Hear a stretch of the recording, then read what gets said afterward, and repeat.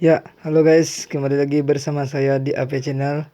Pada kali ini saya akan menceritakan film baru yang dirilis di tahun 2021 yang dibintangi oleh om saya sendiri yaitu Jason Statham yang berjudul Fourth of Man.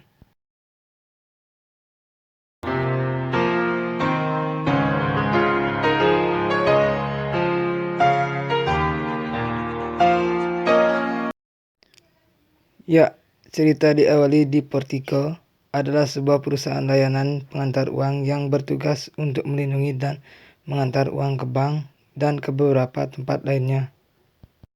Potentially middlemen. Hundreds of millions shifting through here every week.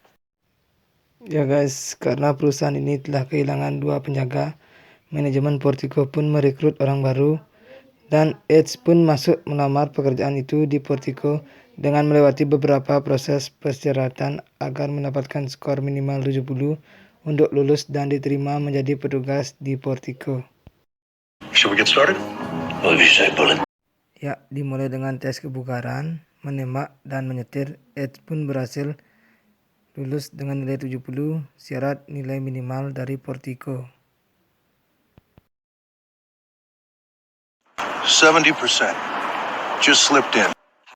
Ya, hari pertama Edge pun memulai tugas bersama seniornya yang bernama Dave.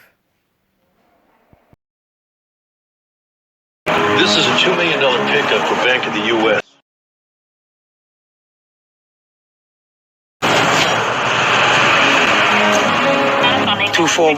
Clear to proceed. Dan para petugas pun melihat tatapannya Edge seperti menyimpan sebuah kemarahan dan balas dendam dan maksud tertentu untuk Edge bergabung di Portico.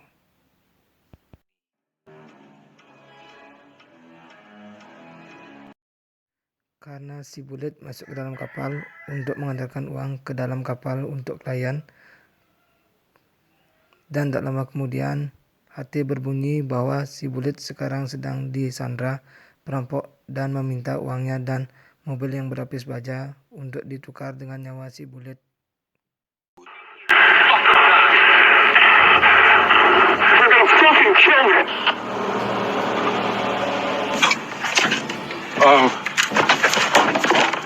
You need to pull yourself together.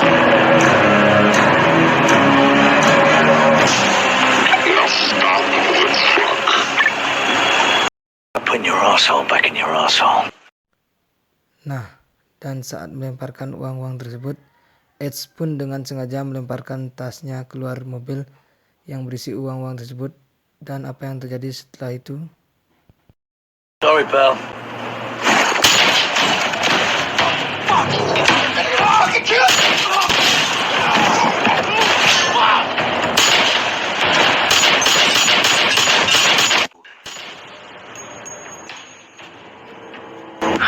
Did you like poo-poo?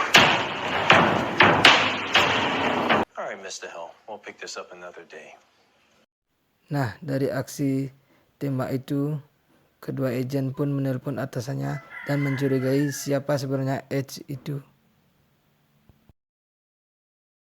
Ya, cerita selanjutnya kita dibawa ke 3 bulan kemudian, kita akan melihat Edge kembali bertugas bersama si Bullet, yang mana mereka kembali dihalang oleh beberapa perampok yang mempilok mobil mereka dan meminta semua uangnya untuk diserahkan.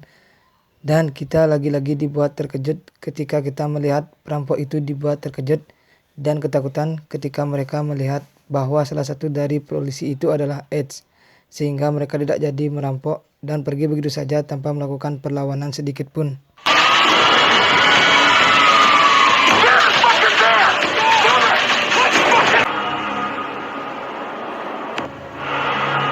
Like he saw a dark spirit. He's not a cop. 5 bulan sebelumnya, pada adegan flashback ini, kita akan mengetahui siapa sebenarnya Edge ini. Dan ternyata dia adalah seorang ketua mafia yang paling dicari oleh FBI, yang mana pada adegan ini, Edge sedang liburan bersama anaknya. Time's the game start. 6:30. You've got ages. Get someone else to do it. I can't, boss. There is no one else. Ya, kelompok mafia yang diketuai oleh Edge ini juga melakukan bisnis uang, di mana salah satu targetnya adalah uang depot yang dibawa oleh mobil lapis baja. Dan karena salah satu anak buahnya si Ed tidak bisa hadir dan mengawasi rute perjalanan mobil lapis baja itu, dia memohon Ed untuk mengawasi terlebih dahulu. Mike pun meminta tolong kepada Ed untuk melihat kemanakah rute mobil baja itu pergi. And I repeat, no danger.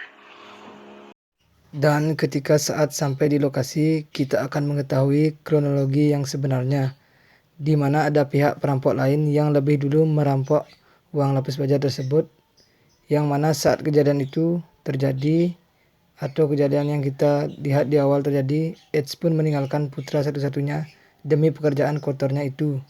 Dan akibat hal itu, sang anak pun harus jadi korban tak berdosa atas kejadian tersebut. Dan saat Edge akan menolongnya, Edge pun ditembak di bagian yang tidak vital, sehingga Edge pun koma selama 3 minggu akibat terkena tembak.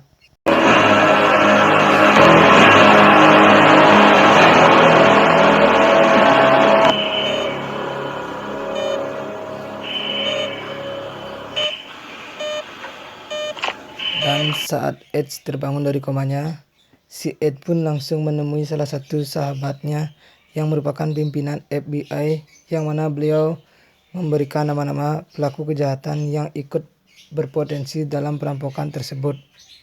Ya, langsung dan dengan cepat Mike dengan timnya pun mencari satu persatu orang yang ada di dalam daftar nama tersebut, hingga didapatkanlah sebuah nama, yaitu yakni bersaudara.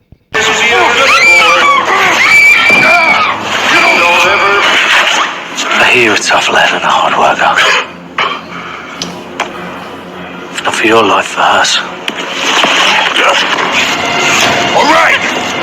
Any fucking name. Gashi Brothers. Dan setelah mendapatkan nama yang diinginkan, Edge pun menyuruh Mike untuk memberikan uang dan membiarkan orang tersebut melanjutkan hidupnya.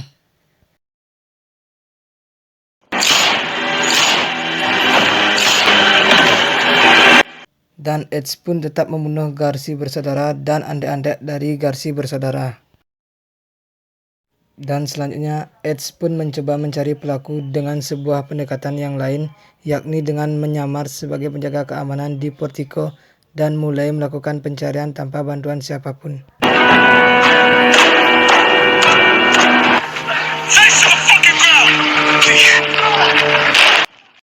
Ya, selanjutnya cerita kembali flashback ketika awal kejadian ini bermula, di mana di situ ada 6 tentara yang lama tidak melakukan aksi dan membutuhkan sekali uang untuk memperbaiki kebutuhan perekonomian mereka. Dengan keahlian tentara yang mereka miliki, Chan dan temannya berinisiatif melakukan aksi yang jauh lebih menguntungkan, yakni merampok uang dibawa oleh mobil lapis baja tersebut dengan persenjataan yang mereka beli dari hasil perampokan sebelumnya. Sekarang Chan dan kelima temannya sudah hidup berkecukupan berkat uang hasil perampokannya tadi, di mana sang leader tidak cukup puas dengan hal itu dan bermaksud untuk mendapatkan uang yang lebih banyak lagi, dan mereka berencana merampok langsung dari tempat penyimpanan uang di Portico itu sendiri. Dan dengan bantuan orang dalam tersebut, mereka bersemangat untuk melakukan perampokan tersebut. The Depot. Black Friday. Nah, kembali ke si Ed dan si Bullet ini yang tengah dalam perjalanan mengantarkan uang, di mana si Bullet menawarkan sebuah penawaran untuk mendapatkan lebih banyak uang lagi daripada gaji yang tidak seberapa di Portico. Hingga dari sini menguat fakta yang sangat mengejutkan bahwa orang dalam Portico yang ikut serta dalam perampokan yang menewaskan anaknya Edge adalah si Bullet ini sendiri. The cash truck came. In a manner of speaking. Tak mau berburu-buru dalam bertindak, Edge pun mampu mengontrol emosinya untuk mengetahui siapa yang telah menembak putranya yang menyebabkan putra satu-satunya Edge tewas, di mana Edge pun bersedia untuk membantu Bullet berencana melakukan perampokan tersebut. Setelah memberitahu Jan dan kelima temannya bahwa Edge akan ikut bergabung, dan mereka berdua pun langsung pergi ke tempat yang telah ditentukan. di mana para perampok itu akan sembunyi di dalam mobilnya sehingga mereka semua bisa masuk dengan mudah ke dalam depot dan mengambil semua uang langsung dari dalam. Ya, sampai di portiko, para perampok pun langsung melakukan aksinya, di mana Edge ditugaskan untuk jadi sandera dan akan diikat sebagai jaminan keluar dari sana hidup-hidup. Dan si Bullet sendiri pun juga menjadi sandera dan minta penjaga lain untuk menyerahkan dirinya, di mana para penjaga tersebut justru melakukan perlawanan terhadap perampok tersebut hingga terjadi aksi tembak yang mematikan.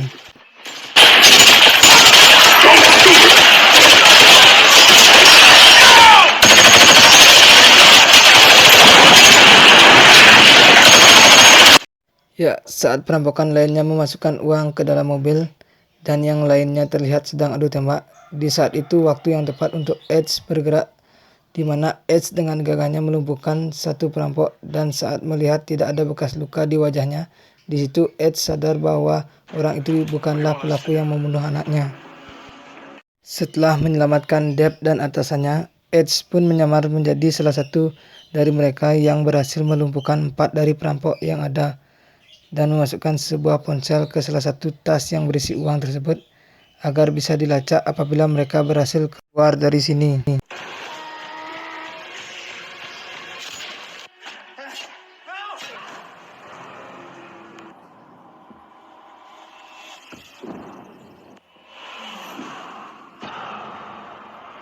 Ya, menyisakan Jan dan sang leader, si Bullet pun ikut membantu mereka berdua dengan membunuh rekan-rekan penjaga sesamanya, yang mana Edge yang akan sedang menembak kedua perampok yang tersisa.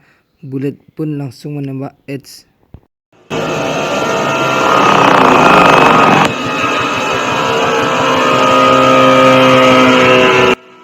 Ya, dengan perencanaan yang matang dari sang leader, mereka bertiga pun berhasil kabur dari portiko. Namun karena kondisi sang leader sangat buruk, dan sang leader pun harus tewas oleh Jan anak buahnya sendiri. Dan hanya memisahkan si Bullet dan si Jan, dan langsung memindahkan semua uangnya ke dalam mobil, yang mana saat si Bullet sedang lengah, langsung si Jan menodongkan pistolnya ke hadapan si Bullet, hingga membuat si Bullet tewas karena ditembak oleh Jan. Dan pada akhirnya si Jan pun yang tersisa dan menikmati semua uang hasil rampokan tersebut.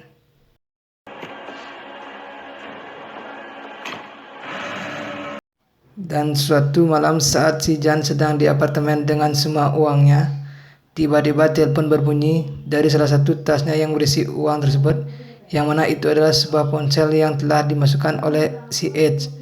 Edge pun menyuruh Jan membaca catatan medis kematian anaknya, di mana Edge bermaksud untuk membunuh Jan seperti si Jan membunuh anaknya. Manner death, homicide. Ya, dimulai si Edge dengan menembak bagian hati si Jan, kemudian paru, lalu bagian limpah, dan yang terakhir jantung, agar apa yang dirasakan oleh anaknya dirasakan juga oleh si Jan. Ya, film pun tamat. Dan di akhir cerita, si Edge pun berhasil membunuh si Jan yang telah membunuh anaknya.